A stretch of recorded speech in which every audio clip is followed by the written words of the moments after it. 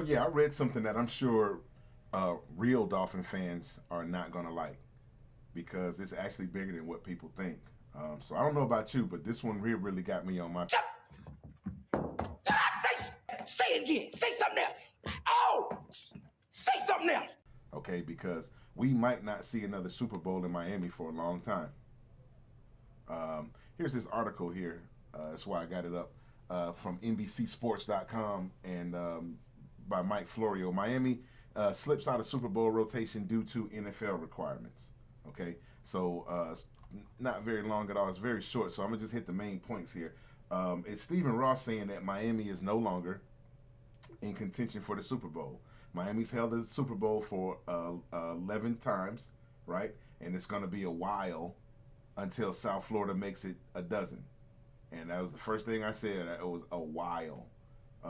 Owner Stephen Ross said this week that Hard Rock Stadium no longer meets the NFL requirements for hosting the Super Bowl. So there was two quotes made by Ross here. He said the one thing that suffered is that Miami hadn't gotten a Super Bowl here, and we normally have one every 5 years. That one hit home, and then the other one was Miami has by far the best weather.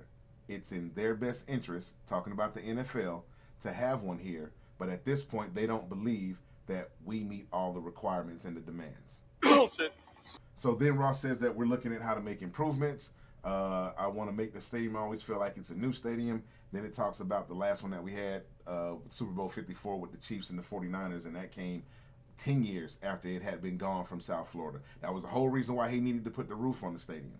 So the next 3 Super Bowls are going to be in LA, Atlanta, Las Vegas, and then in that time, the Titans are going to open up their stadium, and then of course they get a Super Bowl to help offset the cost. So then from there, it's going to be going back and forth from LA to Las Vegas. So that last paragraph there is the one that set off all of the red flags for me. The deeper message is that as more and more new and better stadiums are built in cities suited to host the game, the more pressure will be applied to all cities to fork over the funding needed to ensure that the best facilities will get the big game. Hopefully that will happen in Miami. It should host the game every 5 years. For now, the record gap of 10 years is destined to be broken with no end to it currently in sight. Okay? Mike Florio. Yeah, I know how some of y'all feel about Mike Florio. But, so what he did was he mentioned what the problem is. Okay? But what he failed to cover what it means. Now, again, I don't know how that makes you feel, but it absolutely breaks my heart, man, and it hits where it hurts because that's the pride that I have in my hometown, my birthplace. So, growing up, the Super Bowl always felt like it was in Miami. Just like he said, it would be there like every 5 years. At least it seemed like it would be, and that in itself was bragging rights. It was. You always had this, you could hold on to it. It was there. While some other place got it, it would go here and there for a year, then it would come back to Miami. It would go to San Diego and Dallas and it come back to Miami. It go to Jacksonville, someplace else, and it come back to Miami. So there was always this little bit of hope that one day, we would win it at home. If ever the Dolphins got good, stop laughing, it'd be one of those things that would add to the lore of the franchise, right? You got the 72 Dolphins, undefeated, only team to ever do it, and then you would have the only team to have ever won a Super Bowl in its own backyard. And before cheating ass Tom Brady did it with the Succaneers, but the point is that opportunity might be gone. We lose the ability to gain that distinction, and it just feels like people aren't even talking about it. So I said, let me, it pissed me off, so let me go ahead and do my little thing about it. And I think that's the part that bothers me is that nobody's saying anything. So, and I'm sure, it's probably just my childhood fandom coming out at me lashing out, or man, maybe you don't love the Dolphins like I do. I'm just kidding. I'm playing. But it matters more than people think, okay, and far more than just a little bit. So, it's frustrating that you got this billionaire owner that's so successful, and all of these other business ventures that he goes on. But when he's dealing with the Dolphins and he puts that thought process on us, we're not getting the same results. So after all of these upgrades to the facility and the area surrounding the stadium, to hear that actually now is a detriment to landing the Super Bowl, it don't add up. So, and I know he compensated the people for the area around the stadium and the residential areas where he took up to build the F1 track through the city. But now it seems like that same upgrade is costing the little people. And it's also a loss, right? Because it's not just the Super Bowl games. That revenue is generated from week to week games. There's a lot of revenue that's going to be lost to the area, but more specifically, your sub-primary economic, your mom and pop shops. Okay, the people selling you the barbecue plates off the grill on the back of the truck, or the homeowner who lets you park in his front yard because he close enough so you can walk to the stadium. All kind of game day experiences, man. The whole tailgating thing, like the parking is so tight. Even when I went down there for training camp, you're stacked in there like sardine cans.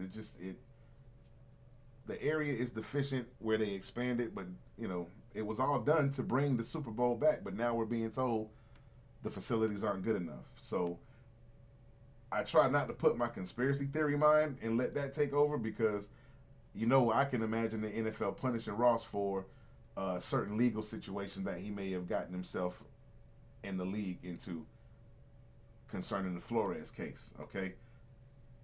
Or more realistically, it's just a whole lot of jealousy going on from the other owners, because what he did was he took an out-of-date facility and pushed it beyond its limitations, and he making money hand over fist while they had to do all of their finagling the zoning restrictions and making deals with the hotel mafia and getting the politicians to change the tax rates on the citizens there in those cities to get that thing built. This is the NFL saying you don't have enough room for our parties that we host throughout the weekend. All of a sudden we got a problem around the stadium because of the F1 track and the tennis courts, because we want to put our weekend concerts there for the event. And then Dave Hyde was on the Joe Rose show the other day, and he asked the question, or he said the question that you want to ask is, do you want the Miami Open and the F1 race every year from now until whatever distant future that it ends, or do you want the Super Bowl once every 8 to 10 years? And that's a fair question, and I agree with him. Most people would take the F1 and the Miami Open, and you just simply live without the Super Bowl. From a financial perspective, that makes all the sense in the world, because those events happen more frequently. However, F1 and Miami Open aren't necessarily, exactly culturally relative to Miami the same way that football is. So the participation in that atmosphere isn't necessarily going to be the same.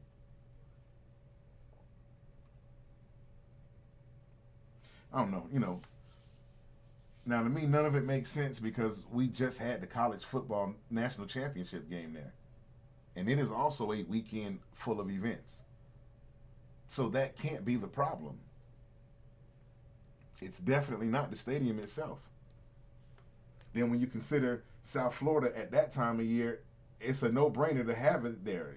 So that, and he's already added to upgrading the stadium to get the Super Bowl back in Miami. This is not the problem. The problem is that Stephen Ross either pissed somebody off, or maybe he's taxing them on the grass turf, because he's the grass man. Maybe it's the legal stuff with Brian Flores. Maybe he's not kissing Jerry Jones's ass. I don't know. None of it makes sense. But it's all relative and it's all connected. So this is something that Mr. Ross is definitely gonna have to fix, man, because so long as this just ain't a ploy to get public funding for future upgrades, or whatever passion project he wants to do with the land that he owns there now. So, but the point of it all is that Dolphin fans are the people who he should be thinking about first. The local Dolphin fans should always come first.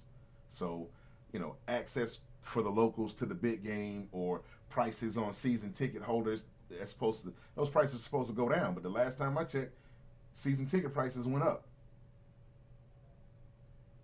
And I remember growing up, you would hear the stories about some blue collar Joe Blow that, his favorite team made it to the Super Bowl. So he, spent this amount of money, tapped into his life savings or whatever he had to do to, get those tickets. And now it's, I'm sure those stories still happen, but you just don't hear about them in abundance because it's mostly these corporate people, corporations buying the tickets, and they sell them or they give them away to their clients or their partners, or whatever that is. So it's not about the stadium. It's never been about the stadium. This is for sure what the fans are losing. And your future reality is this: Miami won't be getting a Super Bowl for this foreseeable future. And I know that's the part that bothers me. I just had to get that off my chest, man. Make sure you click like and subscribe, and hit me in the comments, man. Is this as simple as the facilities aren't adequate, or is there something else at play? There's always something else at play. Anyway, man, Fish Out of Water Show, man. I'll catch you on the next one.